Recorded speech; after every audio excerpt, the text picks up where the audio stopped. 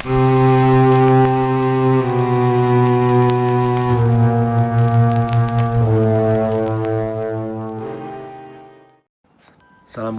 warahmatullahi wabarakatuh.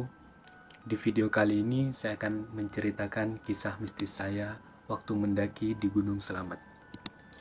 Bagi kalian yang menonton video ini, jangan lupa tekan tombol subscribe agar channel kami terus berkembang. Dan juga jangan di skip-skip videonya agar kalian memahami dari awal hingga akhir cerita. Oke, lanjut ke cerita. Akhir tahun 2017, saat itu saya akan merayakan pergantian tahun di Gunung Slamet.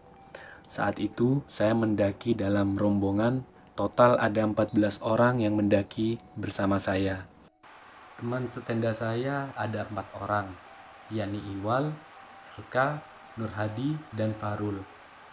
Saat itu kami berniat untuk mendaki lintas jalur melalui Batu Raden, Guci. Hari pertama kami habiskan di pos 2 Batu Raden. Sebelum melanjutkan perjalanan pada keesokan harinya ke Pelawangan Batu Raden dan bermalam lagi di sana. Alam yang hijau, hutan yang masih rapat dan alami menyapa sepanjang perjalanan kami. Sekitar jam 3 pagi, kami terbangun dan melanjutkan perjalanan menuju Puncak Slamet. Semua berjalan dengan baik. Kami sampai semua di Tugu Surono. Lepas itu, kami melanjutkan perjalanan lewat jalur Guci. Di Pelawangan Guci, kami beristirahat sejenak. 1 jam setelahnya, kami melanjutkan perjalanan turun. Di sana, saya dan keempat teman saya berada di barisan terakhir. Sweeper masih berada jauh di belakang kami. Di jalur Guci, ada sebuah simpang yang jika tidak berhati-hati bisa membuat tersesat. Dan karena masih baru, kami pun sempat tersesat. Saat tersesat di sana,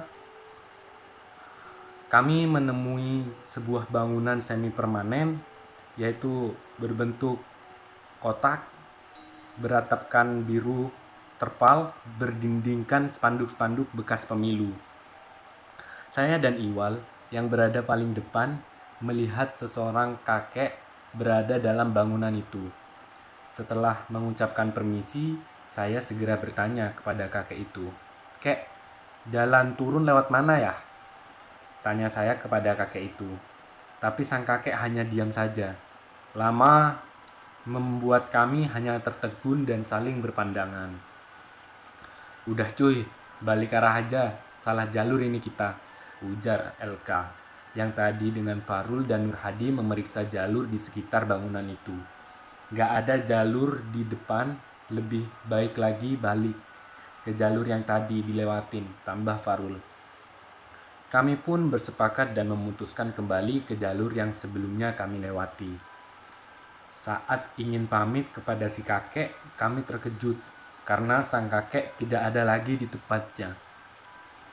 Kami saling pandang-pandangan. Lalu dengan langkah terburu pergi dari tempat itu. Ternyata kami memang salah milih jalan. Seharusnya dari arah turun ke kiri sedikit naik, bukan ke arah lurus, agak ke kanan. Sweeper yang sebelumnya berada di belakang kelompok kami terheran-heran melihat kami yang kini berada di belakangnya.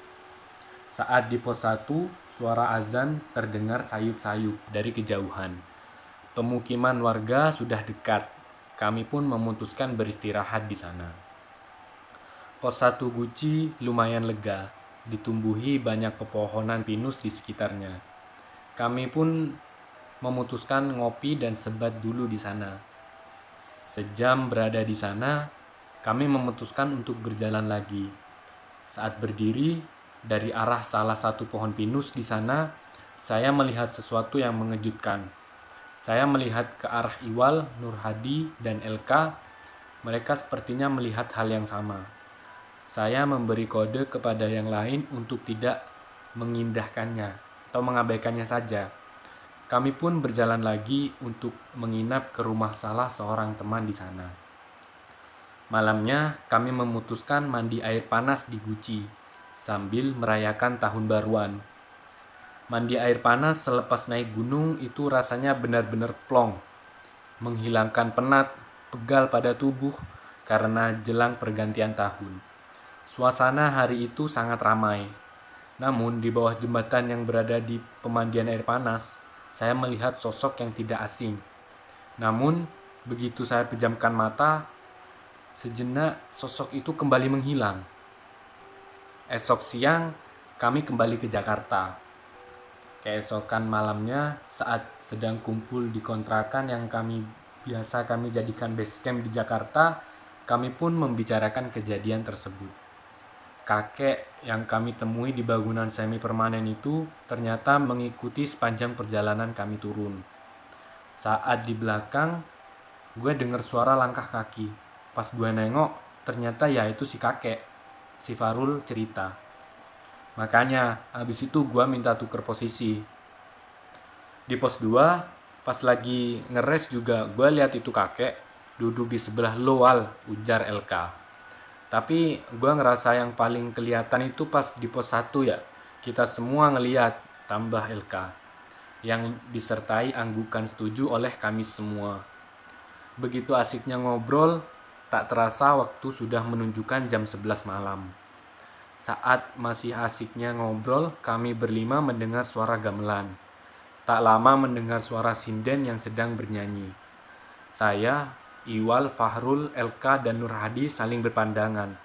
Tanpa ada yang komando, pandangan kami kompak melihat ke arah pintu pagar kontrakan kami. Di sana, tak jauh dari pintu pagar basecamp kami, berdiri sosok yang tidak asing. Seseorang yang kami temui dan baru saja kami bicarakan dalam perjalanan di jalur Guci, yaitu si kakek. Cukup sekian cerita yang dapat saya sampaikan berdasarkan pengalaman saya. Semoga bertemu lagi di video selanjutnya. Assalamualaikum warahmatullahi wabarakatuh.